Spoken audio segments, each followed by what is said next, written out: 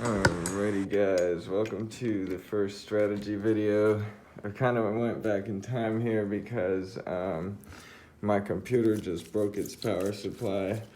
But here we go, we've got a blitz deck, we've got dash. As you know, that's what I buy most of the cards for.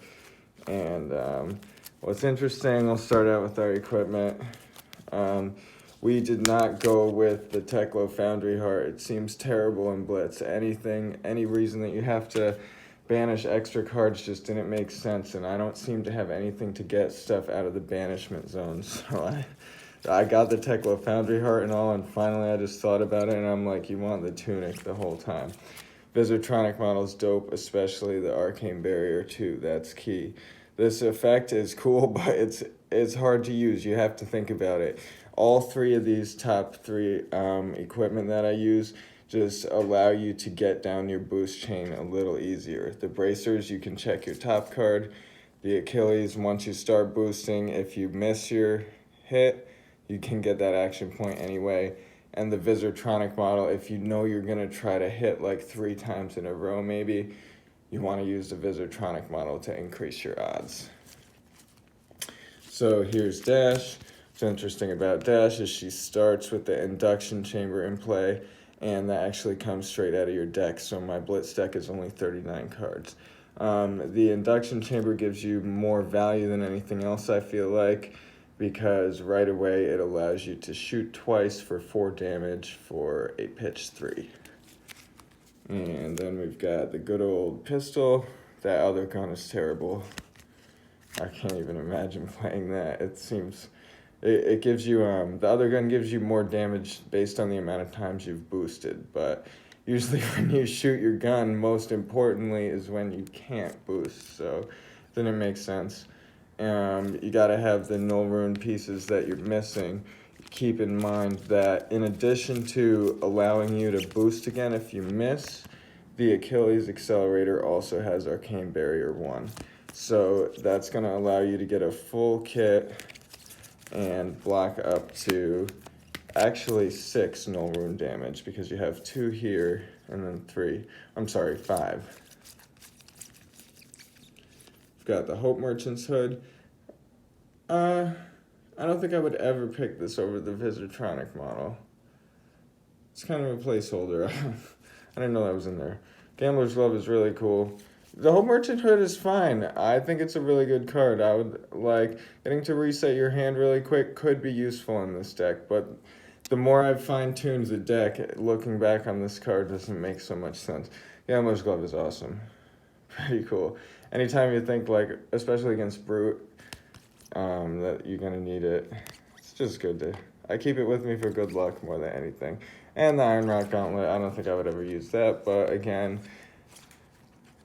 if you're just afraid, like I guess Brute or Guardian, of just taking some big physical attacks and having a really close game, you might want the Gauntlet.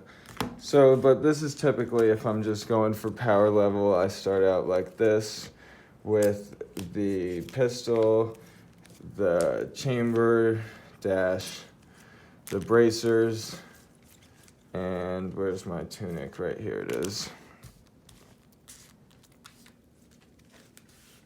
So that is all well and good, and then let's go through the deck and start out. We've got Overloop. Overloop's one of the most important cards. Like it's your boost, your attack. The yellow one, 4 damage, cost 2. Like basically,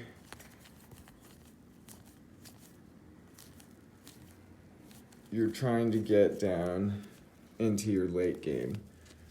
So you've got cards, I'm going to kind of put these into 3 piles. These are hits, your attacks. These are your more complicated cards that allow you to get in big attacks. These are your normal hits. These complicated cards. You know what Spark of Genius really is?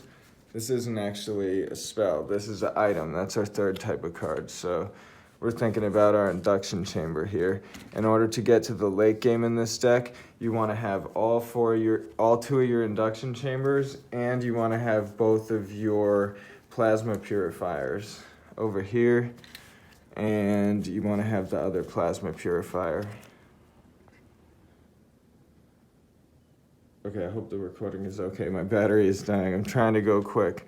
We want to have our other plasma purifier on the go here. Where is it? There we go. Great. So contraband, this is cool because you can just grab one of your things and put it back on. That's like a late game, like kill switch, emergency button. When you're starting to run out of cards, I like to have contraband because you can save one of your things. Zipper hit's just a normal attack up here. We've got Core. This is the other item that we use.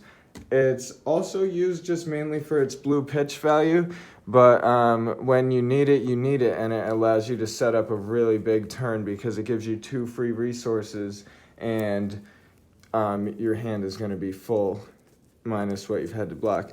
The other item I have in here is Aether Sync.